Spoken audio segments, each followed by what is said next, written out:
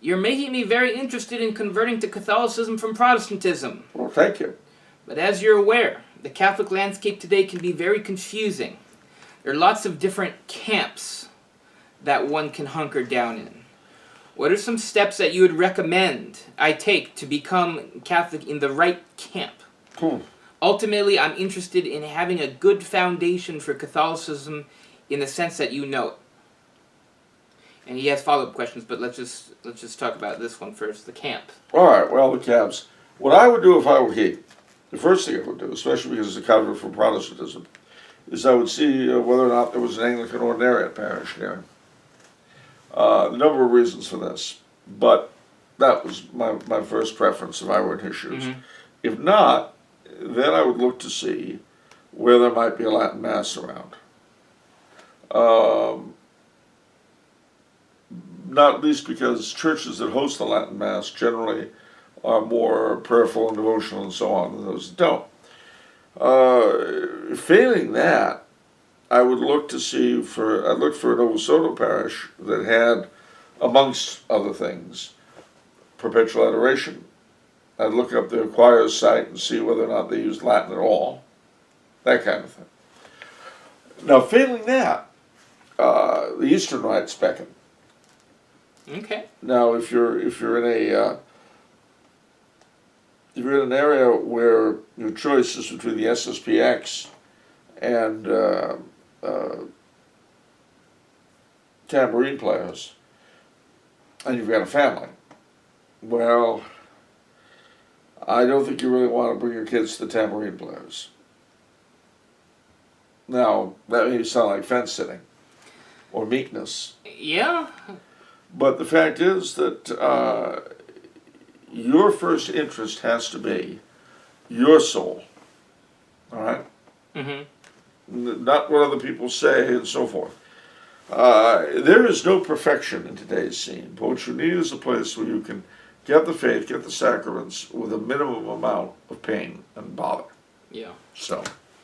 Okay, so if they're malformed a little bit in terms of their relationship with the Vatican, It's the price you pay. that's the price you pay. I mean, what's the alternative? Go to a place where your children will learn a distorted version of the faith just because they're in perfect communion with Rome? That's crazy. I mean, it's nuts. Right. One of the things that you can see if you go to Mass and you notice that the priests genuflect toward the tabernacle, and people genuflect a lot and all that. The little things like that are also good giveaways. Definitely. Okay, he had a couple follow-up questions. Is the modern catechism good, or should I read a different catechism first? Yes, you should read a different catechism first. I would read the Catechism of the Council of Trent, or Roman Catechism, it's also called. After you've read it, then sit down with the Catechism of the Catholic Church and read that, because it does have an awful lot of good stuff in it that you could use. However, it does contradict on one or two basic points the Catechism of Trent. And obviously where it does contradict it, you have to ignore that that bit. But there's the Catechism of the Catholic Church addresses a lot of areas outside the immediate that the Catechism of Trent does not.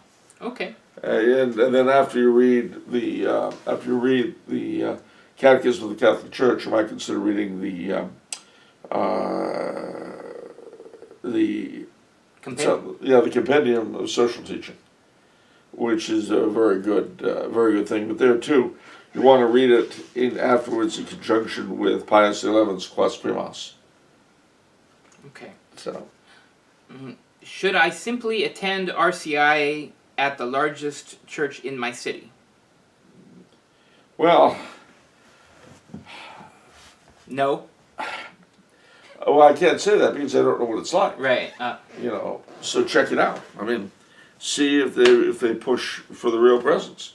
See if they're reverent at Mass. If everything is clapping and they're very desultory about showing reverence to our Lord, you don't want to go there. Should I seek out a more traditional parish how would I be able to tell if they are more traditional? Well, I think I've touched on all that. Yeah. Okay, and his final question is there a reading path that you can set me on to get me up to speed?